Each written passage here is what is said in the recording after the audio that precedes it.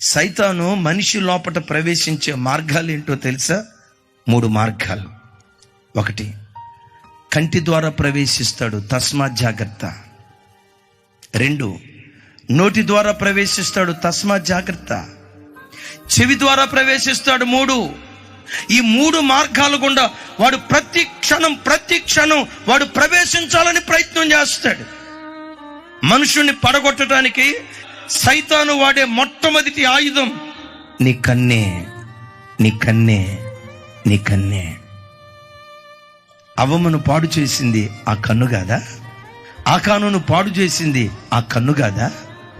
సింహపు గుండె వంటి గుండె కలిగిన దావీదును పాడు చేసింది ఆ కన్ను కాదా? న్యాయాధిపతి అయిన సంసోను భ్రష్టునిగా మార్చింది ఆ కన్ను కాదా? అందుకనే ఈరోజు వాక్యం వింటున్న బిడ్డలరా, క్రైస్తవునిగా నీ బ్రతుకులో నీ చూపు విషయంలో జాగ్రత్త, నీ కంటి విషయంలో జాగ్రత్త. యేసుక్రీస్తు ప్రభువారు అంటారు కదా, దేహమంతటికి దీపము నీ కన్ను మంచిదైతే దేహమంతా వెలుగుమయమై ఉంటుంది.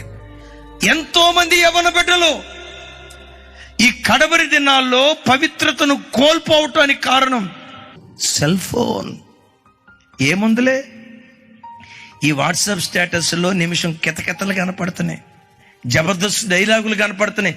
నిమిషమే కదా, జస్ట్ 1 మినిటే కదానని